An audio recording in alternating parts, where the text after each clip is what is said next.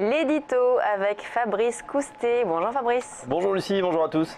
Et si le rallye de fin d'année avait bien lieu aux États-Unis? Et oui, c'est la question que l'on peut se poser. Wall Street a terminé la semaine donc sur une belle séance. On en a parlé ce matin déjà, plus de 2% de hausse. Ensuite, au marché de l'emploi plus vigoureux qu'attendu. Et oui, le rapport NFP, vous savez, ça sort tous les premiers vendredis du mois, des créations d'emplois aux États-Unis et de nouveau de bonnes factures avec 211 000 créations d'emplois contre 200 000 anticipées et surtout une révision à près de 300 000, 298 000 sur le mois d'octobre contre 271 000 annoncés. Dans la foulée, le Dow Jones a donc gagné plus de 2% vendredi alors que les marchés avaient sensiblement reculé la veille suite à la déception provoquée par les mesurettes annoncées de la BCE. Rétrospectivement, on se demande d'ailleurs si Mario Draghi avait d'autres choix. Aurait-il plus agressif dans ses mesures? Il risquait de déclencher une véritable guerre d'échange avec la Fed qui n'aurait pas pu augmenter ses taux à partir du 16 décembre. En agissant en tout cas avec modération, Mario Draghi laisse le champ libre à Janet Yellen.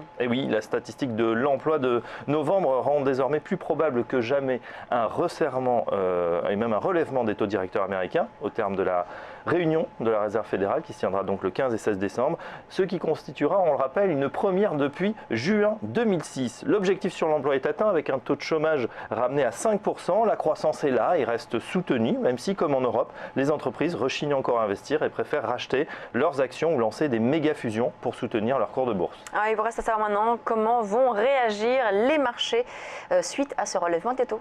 À la différence de Mario Draghi, la présidente de la Fed, Janet Yellen, ne devrait pas surprendre les marchés. La hausse des taux est anticipée, voire attendue, et pourrait déclencher une vague d'achat avant l'annonce, c'est-à-dire sur la semaine à venir, les investisseurs décidant d'acheter la rumeur avant de vendre la nouvelle. Un petit rallye de fin d'année, d'autant que, selon les données du Stock Trader Almanac, décembre a toujours été le meilleur mois pour l'indice S&P 500.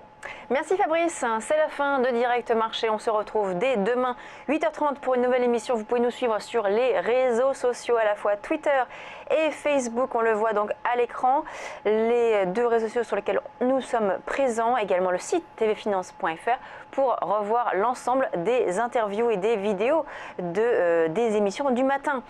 La suite avec Direct Gestion et on se retrouve également tout à l'heure à 10h avec Direct Investisseur. À tout à l'heure.